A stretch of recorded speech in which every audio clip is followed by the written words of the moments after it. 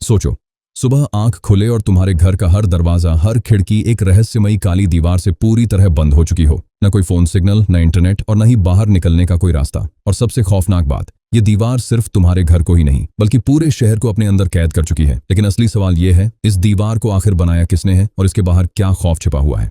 कहानी की शुरुआत हैम्बर्ग में रहने वाले टिम और ओलिविया यानी लिव से होती है। एक वक्त था जब दोनों एक दूसरे से बेहद मोहब्बत करते थे। उनकी पुरानी यादों में हम दोनों को खुश देखते हैं, लेकिन हाल के दिनों में सब कुछ बदल चुका है। टिम एक वीडियो गेम डेवलपर है और अपने नए गेम को पूरा करने में इतना व्यस्त रहता है कि उसके आसपास क्या हो रहा है उसे इसकी कोई परवाह ही नहीं है। एक ऑनलाइन मीटिंग के दौरान कनेक्शन अचानक कट जाता है और इसी के साथ हमें टिम के अंदर छिपे हुए गहरे मानसिक तनाव का भी एहसास होने लगता है। इमारत के नीचे लिव अपने मकान मालिक मिस्टर फ्रीडमैन और पड़ोसी एंटोन से मिलती है। बाहर पुलिस और एम्बुलेंस के सायरन गूंज रहे हैं और हेलीकॉप्टर उड़ रहे हैं, क्योंकि हैम्बर्ग के बंदरगाह इलाके में एक बहुत भीषण आग लगी हुई है। अभी किसी को अंदाजा नहीं है कि यह आग कुछ घंटों बाद उनकी जिंदगी हमेशा के लिए बदल देगी। लिव फिर टिम को उनकी गुलाबी रंग की कैंपर वैन दिखाती है और कहती है कि वह अपनी नौकरी छोड़ चुकी है। उसका प्लान है कि दोनों इसी वक्त पेरिस के लिए निकल जाएं, सुबह का नाश्ता पेरिस में करें और फिर कहीं भी चले जाएं, बस इस पुरानी जिंदगी से दूर। लिव असल में सिर्फ छुट्टियां बिताना नहीं चाहती, वो टिम के साथ अपनी जिंदगी की एक नई शुरुआत चाहती है। लेकिन टिम के लिए उसका बनाया गेम ही सब कुछ है। वो पेरिस जाने से साफ मना कर देता है और फिर अपने दफ्तर का फोन अटेंड करने लगता है। लिव के चेहरे को देखकर साफ समझ आ जाता है कि शायद यह टिम के लिए अपनी शादी और रिश्ते को बचाने का आखिरी मौका था,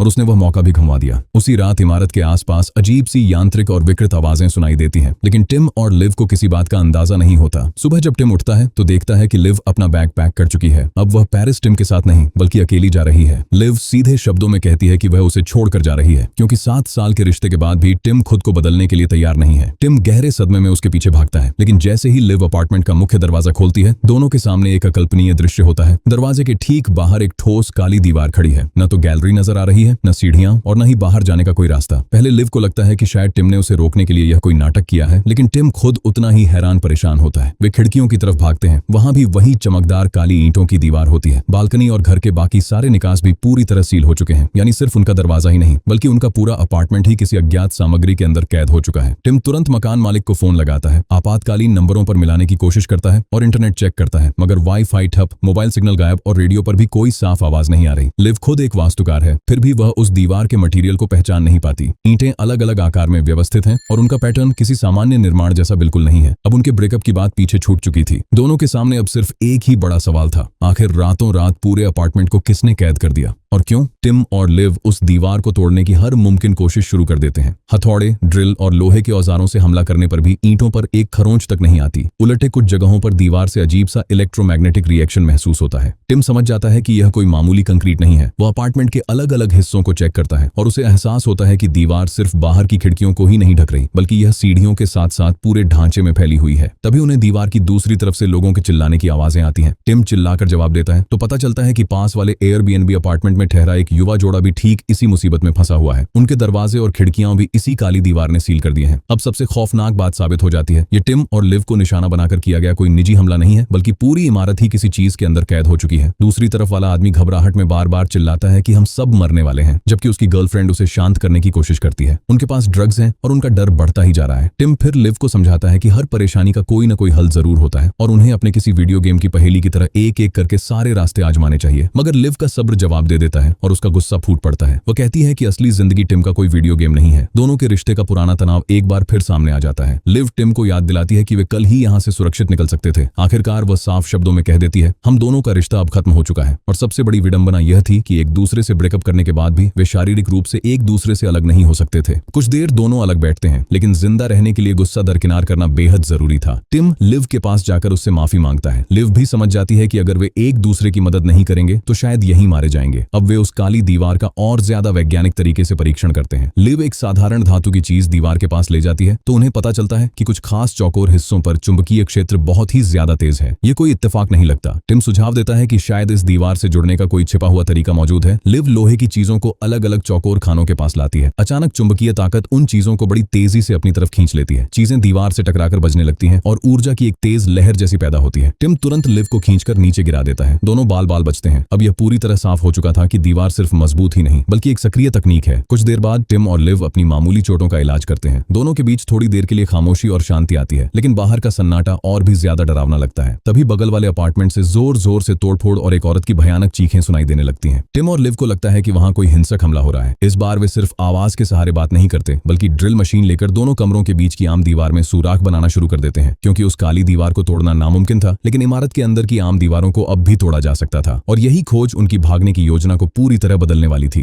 टिम और लिव सुराख के रास्ते बगल वाले अपार्टमेंट में दाखिल होते हैं। अंदर सब कुछ बिखरा पड़ा है और उन्हें ऐना मिलती है जिसके कपड़ों और चेहरे पर खून लगा हुआ है। टिम को तुरंत लगता है कि उसका बॉयफ्रेंड उस पर हमला कर रहा था, लेकिन मामला समझ में आने से पहले ही नशे में धुत मार्विन अचानक टिम पर टूट पड़ता है। दोनों के बीच जबरदस्त हाथापाई होती है। टिम ऐना को बचाने की कोशिश कर रहा होता है, जबकि मार्विन वहम और घबराहट के कारण अपना आपा खो चुका है। आखिरकार टिम उसे पछाड़कर टेप से बांध देता है। तब ऐना असली सच्चाई बताती है। मार्विन ने उस पर हमला नहीं किया था, वह खुद दीवार को तोड़ने की कोशिश कर रही थी और गलती से मार्विन को चोट लग गई। ये खून असल में मार्विन का ही है। मार्विन ने अपनी घबराहट पर काबू पाने के लिए ज्यादा दवाइयां ले ली थी, इसीलिए वह इतना आक्रामक हो गया था। माहौल शांत होने के बाद ऐना अपना और मार्विन का परिचय कराती है। वो बताती है कि दोनों अगले साल शादी करने की योजना बना रहे हैं। उस खौफनाक माहौल में कुछ देर के लिए यह सामान्य सी बात अजीब लगती है। सब मिलकर पूरे अपार्टमेंट की तलाशी लेते हैं, लेकिन काली दीवार यहाँ भी बाहर निकलने के हर रास्ते को ढके हुए है। मार्विन को होश आने पर वह अपने बर्ताव के लिए माफी मांगता है। तभी लिव एक नया विचार देती है। अगर वे सीधे रास्ते से काली दीवार को पार नहीं कर सकते तो फर्श तोड़कर नीचे बेसमेंट की तरफ जाएंगे। इमारत बहुत पुरानी है और बेसमेंट में दूसरे विश्व युद्ध के समय का हवाई हमले से बचने वाला शेल्टर हो सकता है। अगर उस शेल्टर की कोई सुरंग सबवे सिस्टम तक जाती हुई मिल गई तो उनके पास बाहर निकलने का एक असली रास्ता होगा। टिम, लिव, ऐना और मार्विन फर्श तोड़कर नीचे वाले अपार्टमेंट में पहुंचते हैं, लेकिन यहाँ उनका स्वागत दोस्ताना नहीं होता। बुजुर्ग मिस्टर ओसवाल्ड बंदूक लेकर उनके सामने आ खड़ा होता है। उसके पास खाने पीने का सामान और ऑक्सीजन बहुत सीमित है और उसे लगता है कि कुछ दिनों बाद ये फंसे हुए लोग सामान के लिए एक दूसरे को मारना शुरू कर देंगे। इसीलिए वह किसी को भी अपने अपार्टमेंट से गुजरने नहीं देना चाहता। लेकिन उसकी पोती लिया उसे समझाती है कि ये लोग दुश्मन नहीं बल्कि पड़ोसी हैं। अगर सब मिलकर काम करें तो बेसमेंट की सुरंग का रास्ता मिल सकता है। ओसवाल्ड न चाहते हुए भी मान जाता है और इस बात की पुष्टि करता है कि बेसमेंट में सचमुच एक सुरंग मौजूद है। अब उनका यह समूह और बड़ा हो जाता है। मार्विन अब भी टेप से बंधा हुआ था, लेकिन लिया के कहने पर उसे खोल दिया जाता है। शर्त सिर्फ इतनी थी कि अगर उसने दोबारा कोई पागलपन दिखाया तो ओसवाल्ड के पास बंदूक मौजूद है। अब टिम, लिव, मार्विन, ऐना, लिया और ओसवाल्ड सब मिलकर नीचे जाने की तैयारी करते हैं। थोड़ी देर आराम करने के दौरान मार्विन फोन से मैसेज भेजने की कोशिश करता है, लेकिन नेटवर्क पूरी तरह ठप होता है। वह बताता है कि यह दीवार दिखने से पहले उसकी अपनी गर्लफ्रेंड से बहस हुई थी और उसने गुस्से में उसे चले जाने के लिए कह दिया था। अब उसे इस बात का पछतावा हो रहा था कि शायद वह उससे दोबारा कभी न मिल पाए। ये बात टिम के दिल को भी छू जाती है, क्योंकि लिव भी उसे छोड़कर जाने ही वाली थी। तभी ओसवाल्ड एक जरूरी बात बताता है। रात 4 बजे के बाद जब वह बाथरूम से वापस आया तो दीवार पहले ही बन चुकी थी। इसी बीच लिया धुएं का पता लगाने वाले यंत्र जैसी एक डिवाइस चेक करती है और उसके अंदर छिपा हुआ एक कैमरा खोज निकालती है। ओसवाल्ड बताता है कि ये डिटेक्टर्स मकान मालिक मिस्टर फ्रीडमैन ने मरम्मत के दौरान लगवाए थे। मार्विन को लगता है कि शायद यह सब कोई विकृत खूनी खेल है और फ्रीडमैन ही इसका मास्टरमाइंड है। कैमरा मिलने की वजह से पूरा ग्रुप फैसला करता है कि सीधे फ्रीडमैन के अपार्टमेंट में जाकर उससे जवाब मांगा जाए। वे दीवार तोड़कर उसके फ्लैट की तरफ बढ़ते हैं, बिना यह जाने कि वहां उनका क्या इंतजार कर रहा है। ग्रुप फ्रीडमैन के अपार्टमेंट में दाखिल होता है, लेकिन अंदर सन्नाटा छाया होता है। कमरों की तलाशी लेते हुए उन्हें एक खौफनाक मंजर दिखाई देता है। मिस्टर फ्रीडमैन की लाश पड़ी है, उसके चारों तरफ खून फैला है और सबसे अजीब बात यह थी कि उसके दोनों हाथ गायब हैं। किसी को समझ नहीं आता कि यह कत्ल है, कोई हादसा है या फिर उस दीवार का ही कोई असर। लाश देखते ही लिव बुरी तरह घबरा जाती है। टिम उसे शांत करने की कोशिश करता है, जबकि मार्विन भी यह मंजर देखकर गहरा सदमा महसूस करता है। सब मिलकर पूरे अपार्टमेंट की छानबीन करते हैं, लेकिन न तो कातिल का कोई सुराग मिलता है और न ही फ्रीडमैन के गायब हाथों का। ओसवाल्ड कहता है कि उसने फ्रीडमैन के फ्लैट में किसी को भी आते जाते नहीं सुना था। ऐना को लगता है कि शायद यह सब कोई डरावना सपना है, जबकि मार्विन तो इसे एआई सिमुलेशन तक की थ्योरी बताने लगता है। इसके बाद पूरा ग्रुप फर्श तोड़ना जारी रखता है। तभी लिव को बंदरगाह की वह भीषण आग याद आती है जो दीवार बनने से ठीक पहले लगी थी। वह टिम से पूछती है कि क्या उस आग और इस दीवार का आपस में कोई ताल्लुक हो सकता है, लेकिन टिम कहता है कि बंदरगाह यहाँ से काफी दूर है। इसी दौरान हताश होकर मार्विन फर्श पर जोर से वार करता है और अचानक फर्श का पूरा हिस्सा ढह जाता है। सब नीचे जा गिरते हैं, लेकिन खुशकिस्मती से किसी को कोई गंभीर चोट नहीं आती। ओसवाल्ड काफी बूढ़ा और कमजोर है और ऑक्सीजन सिलेंडर के सहारे सांस ले रहा है, इसलिए वह नीचे जाने से डरता है। वह लिया को अपनी बंदूक देकर खुद ऊपर ही रुकना चाहता है, लेकिन लिया अपने दादा को अकेला छोड़कर जाने से साफ इनकार कर देती है। आखिरकार ओसवाल्ड को भी नीचे आना ही पड़ता है। नीचे वाले अपार्टमेंट में उन्हें यूरी नाम का आदमी मिलता है। वो बताता है कि यह उसके दोस्त एंटोन का अपार्टमेंट है। जब ग्रुप उसे बेसमेंट के शेल्टर से बाहर निकलने के प्लान के बारे में बताता है तो यूरी कहता है कि यह काली दीवार कोई जेल नहीं बल्कि एक सुरक्षा तंत्र है। उसके मुताबिक बाहर कोई जहरीला संक्रमण, जंग या जैविक हमला हो सकता है और यह दीवार इमारतों के निवासियों को बचाने के लिए बनी है। टिम जब एंटोन के बारे में पूछता है तो यूरी बताता है कि एंटोन अचानक जमीन पर गिरा और उसकी मौत हो गई। उसके हिसाब से दीवार दीवार के इलेक्ट्रोमैग्नेटिक फील्ड ने एंटोन के पेसमेकर को खराब कर दिया होगा। यूरी सबको अंदर ही रहने की सलाह देता है, लेकिन ग्रुप फैसला करता है कि अगर बाहर कोई खतरा भी मौजूद है तब भी वे बाहर निकलने का जोखिम जरूर उठाएंगे। यूरी की चेतावनी को अनदेखा करके पूरा ग्रुप नीचे जाने के लिए और भी फर्श तोड़ना जारी रखता है। ओसवाल्ड की तबीयत काफी बिगड़ रही होती है, लेकिन लिया हर पल उसके साथ रहती है। आखिरकार सब बेसमेंट के पुराने हवाई हमले वाले शेल्टर तक पहुंच ही जाते हैं। वहां सचमुच की एक सुरंग देखकर पहली बार उन सबको लगता है कि शायद यहां से बाहर निकलना मुमकिन है, लेकिन जैसे ही वे बाहर निकलने का दरवाजा खोलते हैं, सामने फिर वही काली दीवार खड़ी मिलती है। ये दीवार जमीन के नीचे तक फैली हुई थी, यानी इमारत से बाहर निकलने का यह सुरंग वाला रास्ता भी पूरी तरह बंद हो चुका था। लिव की बची कुची उम्मीद भी टूट जाती है और मार्विन गुस्से में अपना आपा खो बैठता है। वह दीवार पर जोर जोर से वार करता है और फिर ओसवाल्ड की बंदूक छीनकर सीधे उन काली ईंटों पर गोली चला देता है, लेकिन गोली दीवार को भेदने के बजाय टकराकर वापस आ जाती है। गोलियां पूरे कमरे में इधर उधर टकराने लगती हैं और सब अपनी जान बचाने के लिए जमीन पर झुक जाते हैं। गोलीबारी रुकने के बाद लिया देखती है कि एक गोली सीधे ओसवाल्ड को जा लगी है। वह बेबस होकर मदद के लिए चिल्लाती है, लेकिन घाव बहुत गहरा होता है और ओसवाल्ड अपनी पोती के सामने ही दम तोड़ देता है। उसकी मौत के बाद पूरा ग्रुप पूरी तरह खामोश हो जाता है। मार्विन अपराध बोध में टूटकर लिया से माफी मांगता है, लेकिन जो हो चुका था उसे बदला नहीं जा सकता था। इसी समय यूरी भी बेसमेंट में पहुंच जाता है और कहता है कि इस सुरंग का बंद होना एक तरह से उनके लिए अच्छा ही है, क्योंकि अगर बाहर सचमुच कोई जहरीला संक्रमण फैला हुआ है तो वे बाहर जाकर मारे जाते। वह जोर देकर कहता है कि इस दीवार के अंदर हवा आने जाने का वेंटिलेशन और बैकअप सिस्टम जरूर मौजूद होगा। तभी अना सवाल पूछती है, आखिर सिर्फ हम ही क्यों?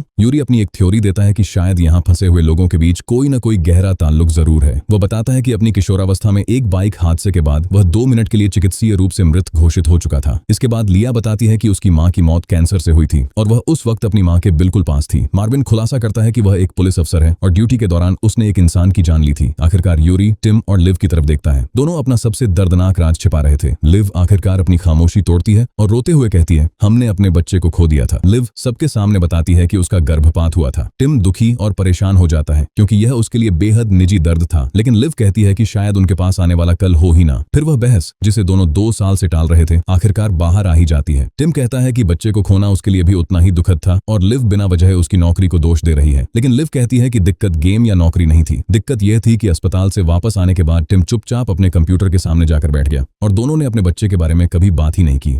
लिव कहती है कि उनकी पूरी जिंदगी बाद में के भरोसे चलती रही। बाद में बात करेंगे, बाद में घूमने जाएंगे, बाद में रिश्ता सुधारेंगे, लेकिन वह वक्त कभी आया ही नहीं। जब लिव को उसकी सबसे ज्यादा जरूरत थी तब टिम उससे भावनात्मक रूप से दूर हो गया। लिव के मुताबिक टिम ने अपने चारों तरफ एक दीवार बना ली थी, बिल्कुल उस काली दीवार की तरह जो अब उन्हें सचमुच कैद किए हुए है। इस बहस के बाद लिव साफ कर देती है कि वह किसी चमत्कार का इंतजार नहीं करेगी। टिम सुझाव देता है कि फ्रीडमैन के अपार्टमेंट की एक बार फिर से अच्छी तरह छानबीन की जाए। पूरा समूह 2 टीमों में बंट जाता है। एक टीम फ्रीडमैन के अपार्टमेंट में सुराग तलाशती है, जबकि दूसरी टीम एंटोन के नोट्स की जांच करती है। लिया ध्यान देती है कि एंटोन काली दीवार की ईंटों के आकार और उनकी बनावट का अध्ययन कर रहा था। उसके नोट्स में 4 खास चौकोर हिस्से निशानजदा थे। ये वही जगह थी जहां टिम और लिव ने सबसे तेज चुंबकीय क्षेत्र महसूस किया था। इधर टिम को फ्रीडमैन के अपार्टमेंट के नक्शे में कुछ गड़बड़ी नजर आती है। दीवार की जांच करने पर पता चलता है कि उसके पीछे एक छिपा हुआ कमरा है जिसका दरवाजा कीपैड लॉक से बंद है। टिम आटा या पाउडर छिड़ककर कीपैड पर उंगलियों के पुराने निशानों को पहचानने का विचार देता है। इसी छानबीन के दौरान एंटोन का एक विजिटिंग कार्ड मिलता है जिस पर लिखा होता है एप्सिलॉन नैनो डिफेंस। यूरी बताता है कि एंटोन सिर्फ एक प्रोग्रामर था और अपने काम के बारे में कभी बात नहीं करता था। एंटोन के नोट्स में एक कोड भी मिलता है जिससे पासवर्ड के अंदाजे लगाना आसान हो जाता है। टिम उंगलियों के निशानों के पैटर्न की मदद से छिपे हुए दरवाजे का कोड क्रैक कर लेता है। दरवाजा खुलते ही सबको कई सारे मॉनिटर, रिकॉर्डिंग और इमारत के अलग अलग अपार्टमेंट की कैमरा फीड्स नजर आती हैं। अब यह पूरी तरह साफ हो जाता है कि फ्रीडमैन चुपके से अपने किराएदारों पर नजर रख रहा था। मार्विन को लगता है कि उसकी खूनी खेल वाली बात सही साबित हुई, जबकि लिव कहती है कि वजह चाहे जो भी हो, ये फुटेज अब उनके लिए बहुत काम की है। टिम दीवार के प्रकट होने के समय की रिकॉर्डिंग चेक करता है। वीडियो में इमारत पहले सामान्य दिखती है, फिर एक अजीब सी लहर के बाद वह काला पदार्थ पलक झपकते ही सारे रास्तों को ढक लेता है। इससे यह बात साबित हो जाती है कि यह दीवार कोई सामान्य निर्माण नहीं बल्कि कोई सक्रिय तकनीक है। फिर टिम एंटोन के अपार्टमेंट की फुटेज देखता है। एंटोन घंटों तक दीवार पर तरह तरह के प्रयोग करता है और एक पल में अपना फोन दीवार की तरफ करके बार बार रोशनी चमकाता है। अचानक वह काली दीवार कुछ सेकंड के लिए खुल जाती है और सीढ़ियों से आती दिन की रोशनी अंदर दिखाई देने लगती है। यानी एंटोन ने दीवार को खोलने का तरीका खोज निकाला था। अब यूरी की कहानी पर शक गहराने लगता है। उसने कहा था कि एंटोन बेडरूम के पास बेहोश होकर गिरा था, लेकिन फुटेज कुछ और ही इशारा कर रही थी। इसी समय लिया एंटोन के नोट्स की जांच कर रही होती है और यूरी चुपके से उसकी तरफ बढ़ता है। जब बाकी ग्रुप एंटोन के अपार्टमेंट में पहुंचता है तो यूरी बिल्कुल शांत खड़ा होता है। वे लिया के बारे में पूछते हैं और कुछ ही पलों बाद लिया की लाश मिलती है। यूरी बेझिझक कबूल करता है कि उसने उसे चेतावनी दी थी। मार्विन गुस्से में आकर यूरी पर टूट पड़ता है। यूरी जोर देकर कहता है कि वह सबको बचा रहा है क्योंकि उसकी नजर में दीवार के बाहर जाना सीधे मौत को गले लगाना है। एक भयानक हाथापाई के बाद टिम और मार्विन मिलकर यूरी को काबू में कर लेते हैं और उसे कुर्सी से बांध देते हैं। मार्विन उसे गोली मारना चाहता है लेकिन टिम रोक देता है क्योंकि यूरी को बाहर निकलने का राज पता हो सकता है। अब यह बात साफ हो चुकी थी कि लिया ने भी वही चीज खोज ली थी जो एंटोन ने खोजी थी, बाहर निकलने का रास्ता। जब टिम दीवार की बेतरतीब ईंटों के पैटर्न को दोबारा देखता है और उसे एहसास होता है कि यह कोई सामान्य ढांचा नहीं बल्कि किसी कोड की तरह सजाया गया है।